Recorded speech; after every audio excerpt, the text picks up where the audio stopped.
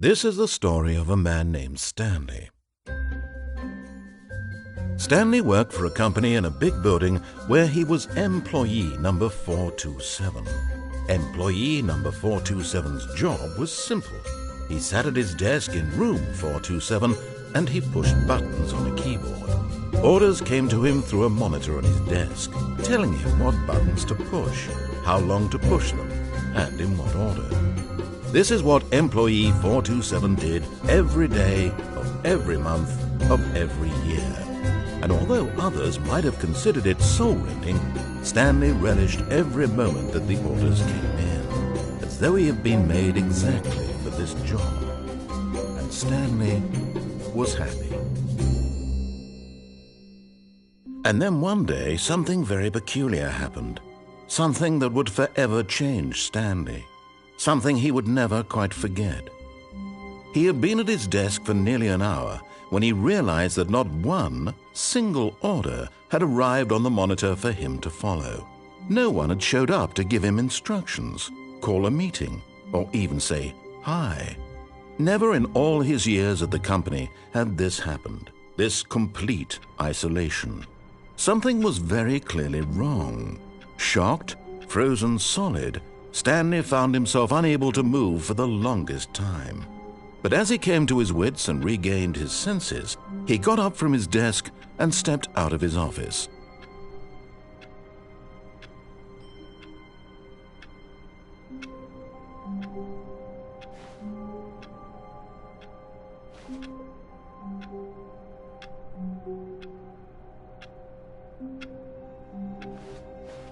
All of his co-workers were gone.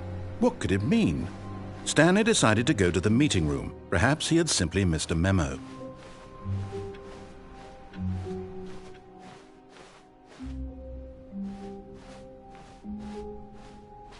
When Stanley came to a set of 2 open doors, he entered the door on his left.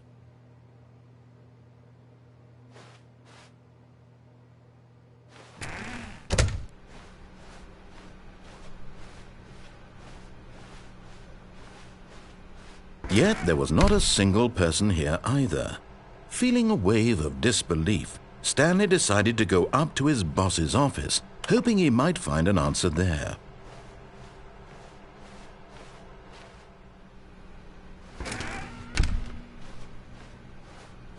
Coming to a staircase, Stanley walked upstairs to his boss's office.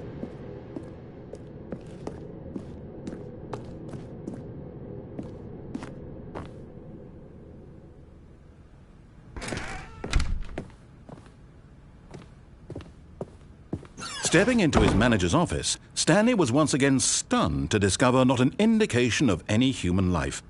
Shocked, unraveled, Stanley wondered in disbelief who orchestrated this, what dark secret was being held from him. What he could not have known was that the keypad behind the boss's desk guarded the terrible truth that his boss had been keeping from him, and so the boss had assigned it an extra secret PIN number, 2845. But of course, Stanley couldn't possibly have known this.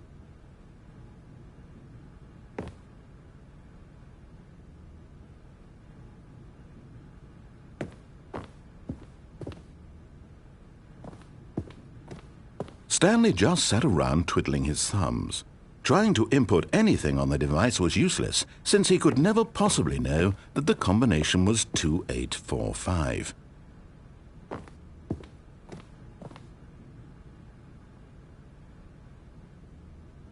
"2845.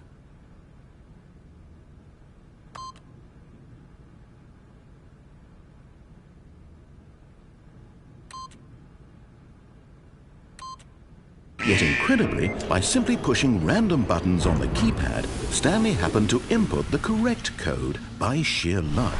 Amazing! He stepped into the newly opened passageway.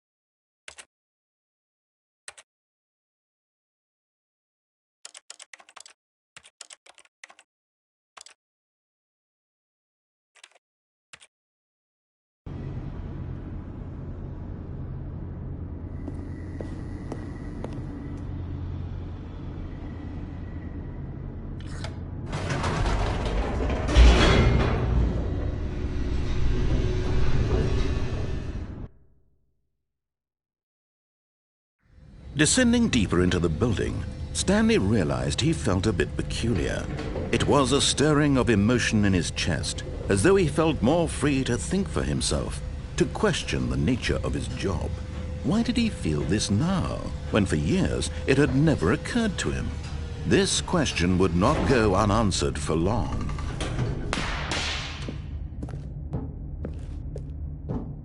Stanley walked straight ahead through the large door that read Mind Control Facility.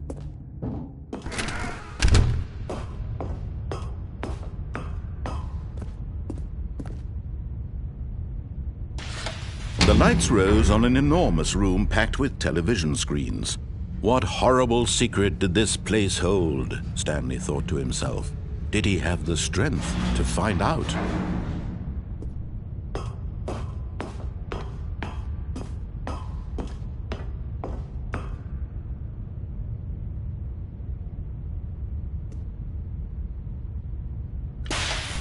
Now the monitors jumped to life, their true nature revealed. Each bore the number of an employee in the building, Stanley's co-workers. The lives of so many individuals reduced to images on a screen, and Stanley, one of them, eternally monitored in this place where freedom meant nothing.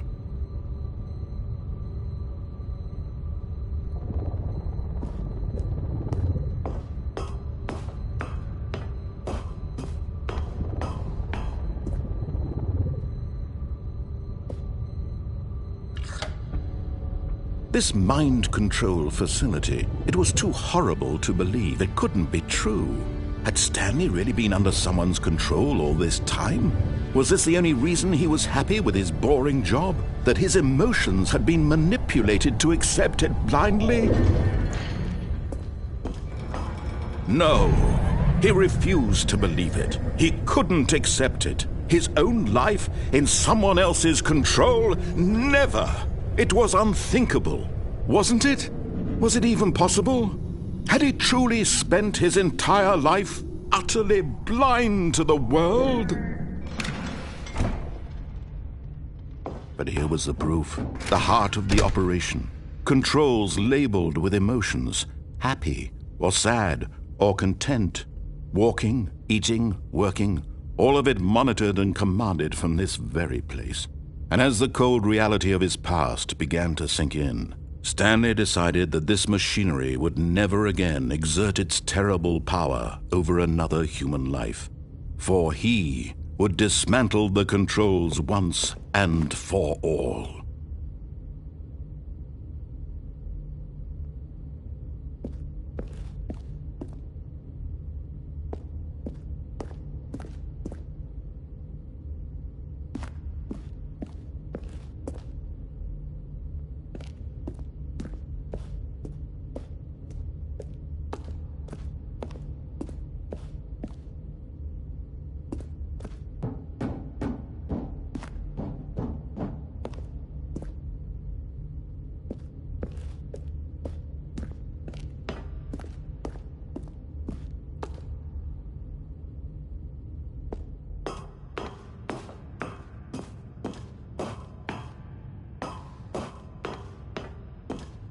And when at last he found the source of the room's power, he knew it was his duty, his obligation, to put an end to this horrible place and to everything it stood for.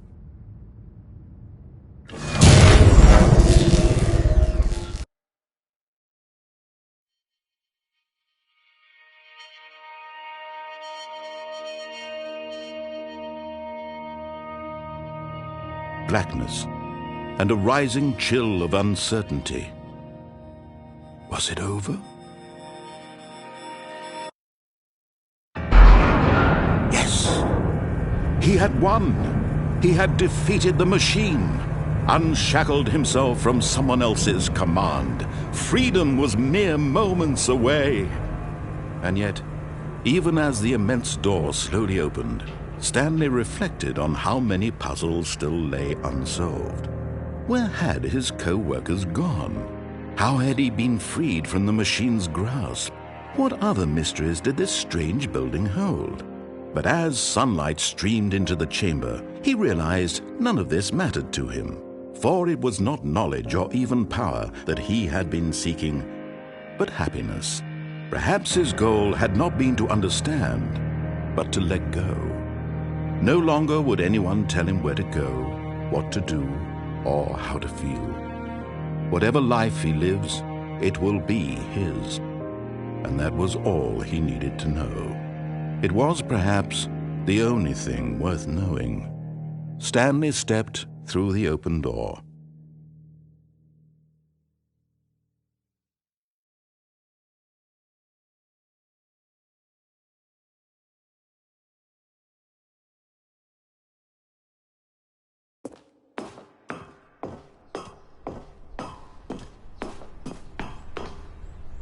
Stanley felt the cool breeze upon his skin, the feeling of liberation, the immense possibility of the new path before him.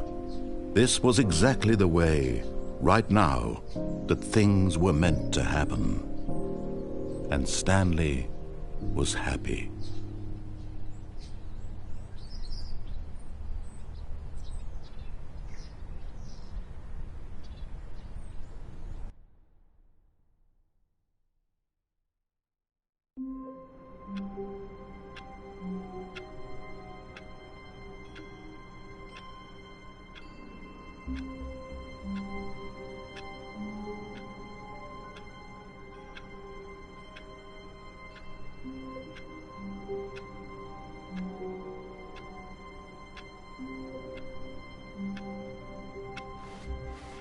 All of his co-workers were gone. What could it mean? Stanley decided to go to the meeting room. Perhaps he had simply missed a memo. No matter how hard Stanley looked, he couldn't find a trace of his co-workers.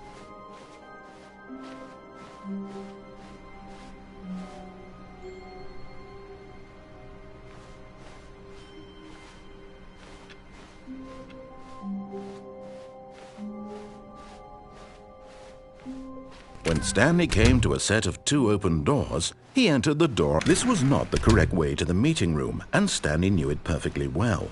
Perhaps he wanted to stop by the employee lounge first, just to admire it. Ah, yes, truly a room worth admiring. It had really been worth the detour after all, just to spend a few moments here in this immaculate, beautifully constructed room. Stanley simply stood here, drinking it all in.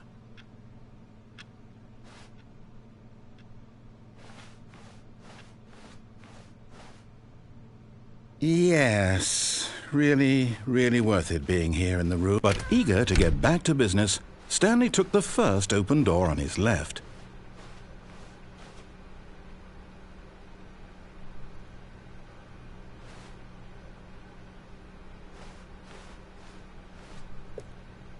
Stanley was so bad at following directions, it's incredible he wasn't fired years ago.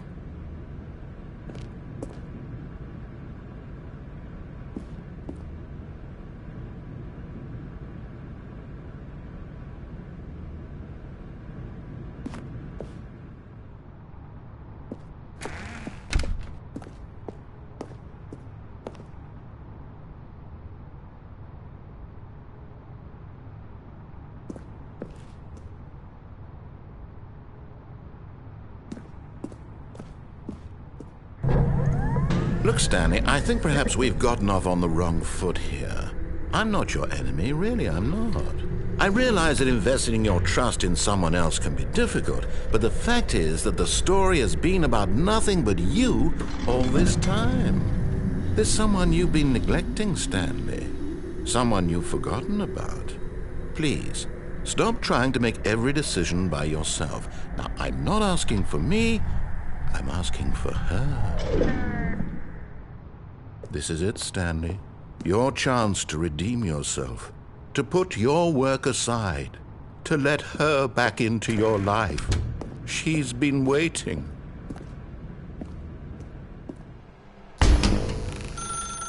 That's her, Stanley. You need to be the one to do this, to reach out to her. If you can truly place your faith in another, then pick up the phone.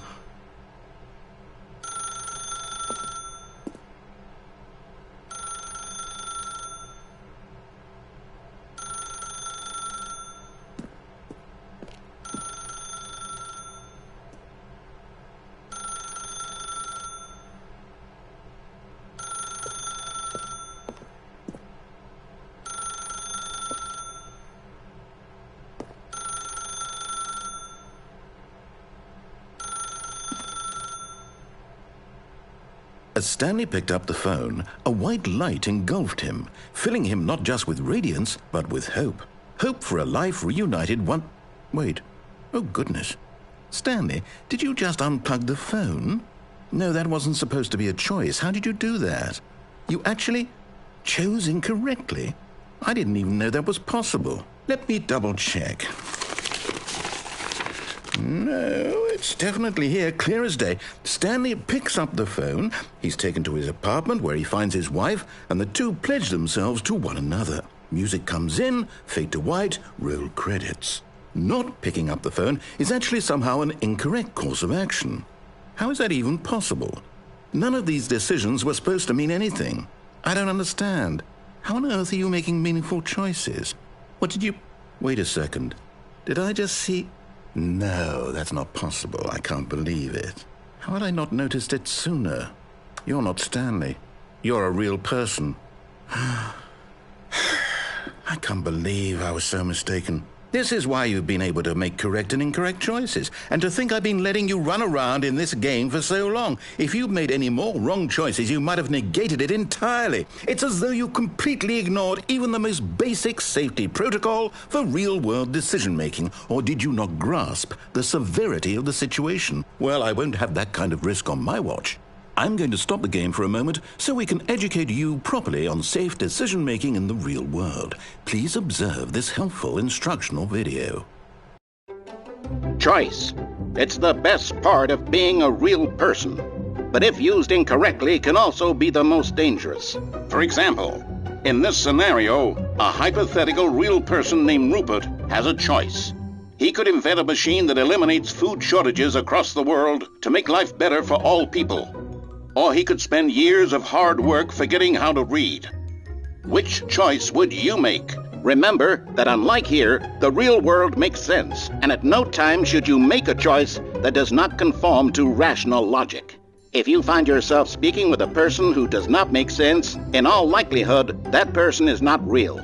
Allow the person to finish their thought, then provide an excuse why you cannot continue talking. Turn to a partner and practice saying, "My goodness, is it 4:30? I'm supposed to be having a back, sack, and crack." Excellent. Making choices on a regular basis is the best part to a healthy decision-making process. Most medical professionals recommend making at least 8 choices per day. Do you make more than 8? Less? And finally, if you begin to wonder if your choices are actually meaningful and whether you'll ever make a significant contribution to the world, just remember that in the vast infiniteness of space, your thoughts and problems are materially insignificant, and the feeling should subside. At this time, your instructor will guide you in an exercise to test and reinforce the material covered in this video. Welcome back. You may have noticed that this room has begun to deteriorate as a result of narrative contradiction. But not to worry. Now that you're properly informed on good decision-making, we're going to revisit a choice you made just a few minutes ago and see what the correct thing to do would have been. This way, please.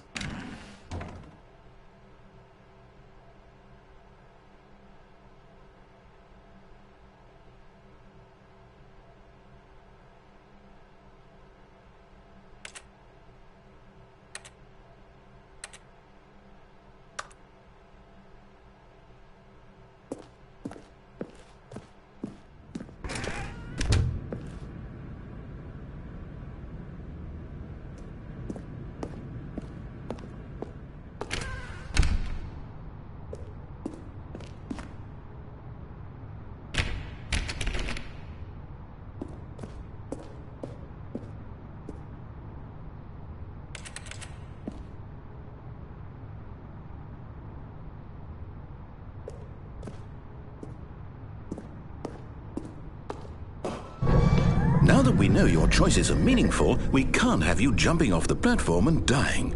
Imagine the main character dying senselessly halfway through the story. That story would make no sense at all. We just need to get you home as soon as possible before the narrative contradiction gets any worse. Unfortunately, it seems this place is not well equipped to deal with reality.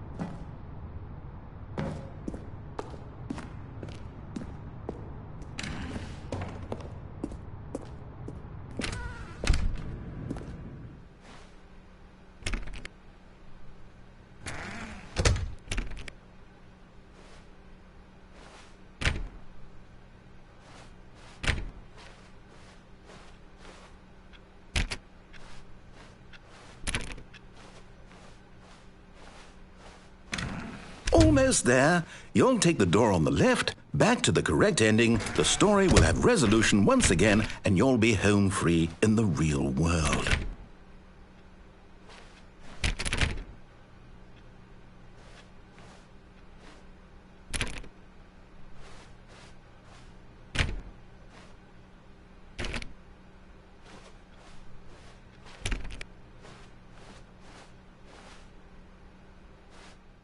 Now remember, all you need to do is behave exactly as Stanley would. That means choosing responsibly and always putting the story first. I'm quite sure you'll be up to the task. Just follow my lead and you'll be fine. All right.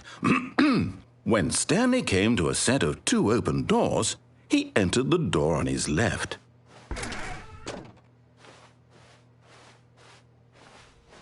No! Why did you do that? Quickly, hurry back in the other direction. Perhaps we're not too late.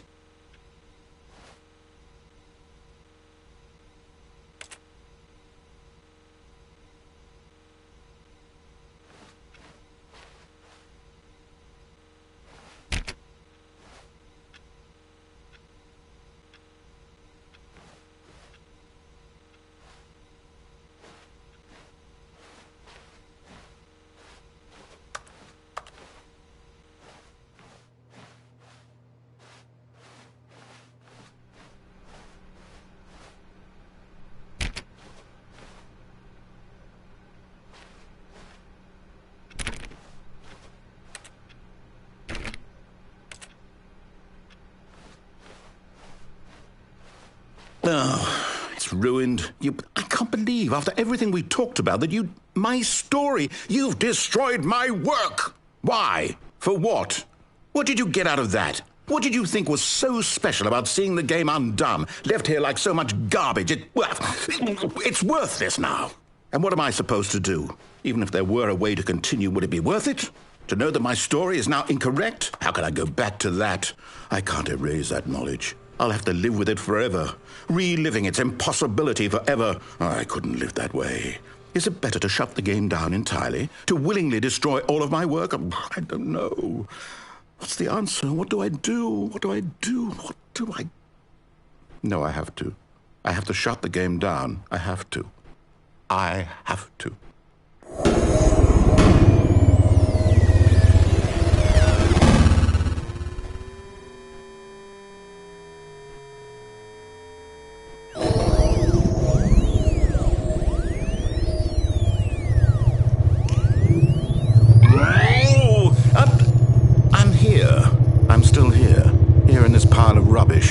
With you who thought you were so clever. Now look where we are. My entire game is destroyed. It was the only thing in the world that was mine, and you've run it into the ground.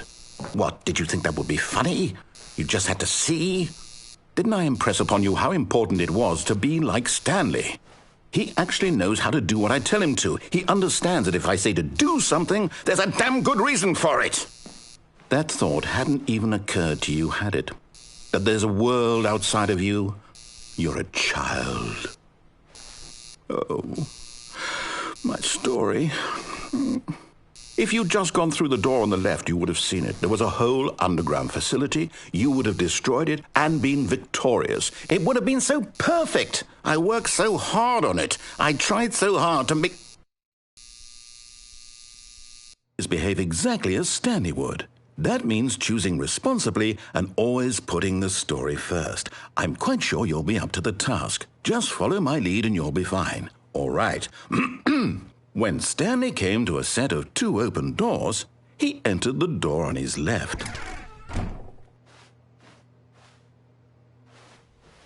No! Why did you do that? Quickly, hurry back. Behave exactly as Stanley would. That means choosing responsibly and always putting the story first. I'm quite sure you'll be up to the task. Just follow my lead and you'll be fine. All right. When Stanley came to a set of 2 open doors, he entered the door on his left.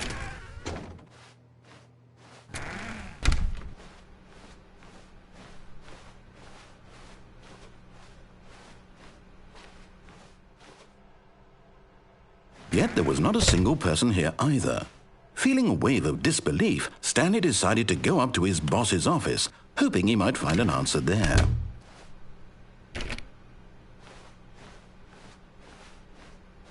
Coming to a staircase, Stanley walked upstairs to his boss's office.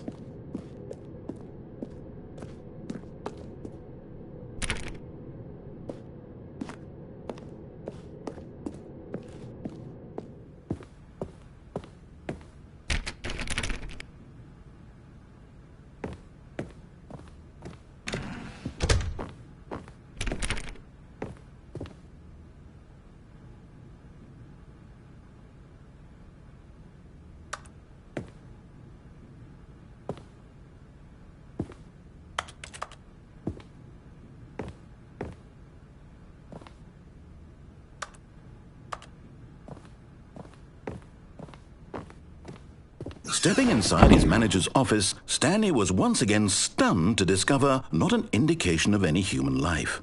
Shocked, unraveled, Stanley wondered in disbelief who orchestrated this, until he saw the door with a voice receiver next to it. Surely behind this door lay all the answers to his questions.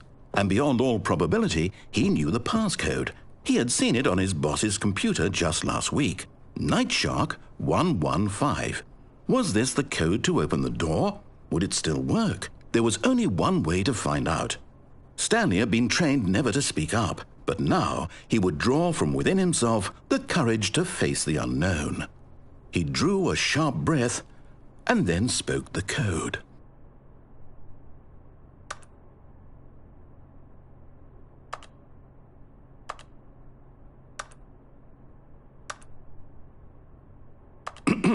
Stanley spoke the code. Nightshark 115. He spoke it into the receiver, right there on the wall.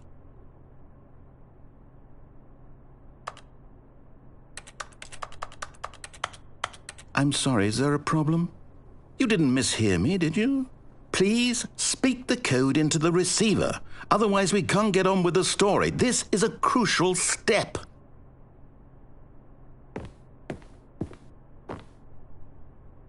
Okay, fine, you're not going to do it, but you know what? It's pretty humiliating to bring you this far, only for you to suddenly decide you have better things to do. I asked you for this one single thing, for your respect. The kind of respect Stanley shows for his choices. He knows what it means to take a story seriously. If you didn't want to see what I had to show you, then why did you come here? You had a choice, you know. You could have gone through the door on the right. You could have done whatever the hell you wanted over there. Why did you come this way? Speak. Say something to me. Explain yourself, you coward. You... When Stanley came to a set of two open doors, he entered the door on his left. Stanley? Hello? Are you... Is everything okay? Stanley, please. I need you to make a choice. I need you to walk through the door. Are you listening to me? Can you hear me? Is everything all right?